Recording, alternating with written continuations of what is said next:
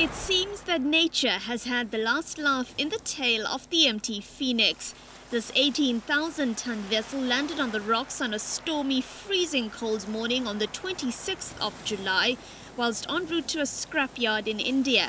15 tired sailors were airlifted off the MT Phoenix and sent back home.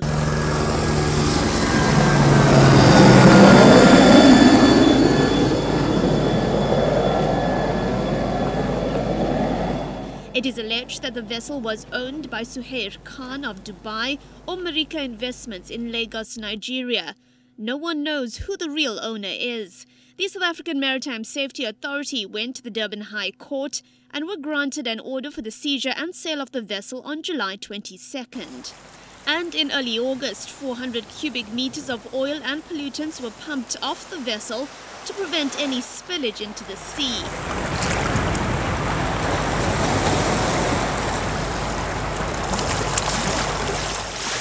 Residents watched in shock as the vessel inched closer to their luxury properties.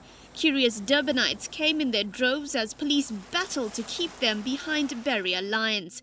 And as day turned into night, maritime authorities tried 3 times to refloat the vessel with the help of 2 tugs. The Smit Amandla, Amandla meaning power, and the Smit Sianda, Sianda meaning a growing family. But the tow line snapped on all 3 occasions. Onlookers have jokingly compared her to a stubborn woman, refusing to budge from where she lies. Until this weekend, that is. SAMSA's executive head for shipping services, Subanta Pillay, says, in spite of all the preparations, ideal tide and swell conditions are what saved the day in the end. You needed high water, which is the tide, and then we needed the swell, which is the wave action. And we had that coincidence this morning. High water was 7 o'clock, but we thought we would start preparing to float at around 5:30, 5:45 in the morning, which is what we did.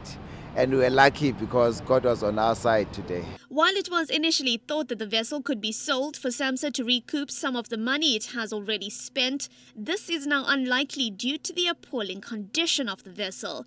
Pillay said once the ship had moved, it would only be about 24 hours until the cargo holds were flooded, air released and water flooded into the vessel, sinking her. She is stable now. We can confirm that she's going to be sunk at the ideal position, which is 78 kilometers from the nearest land piece, south of Durban, round about Manzimtoti. And then we're going to start sinking.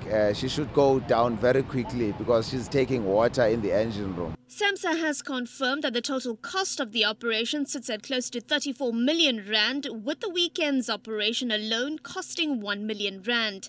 Pillay says this vessel has received a lot of attention from the public, but that this is not something out of the ordinary for maritime authorities. We have 3,000 kilometers of coastline, and at any given point in time we have over 1,000 vessels passing through our coast because a whole lot of ships run into trouble on a daily basis. You just don't get to see them on the beach. I normally say if SAMSA were to fail, it would be a very sad day because then you would see a lot more of these incidents along the beach.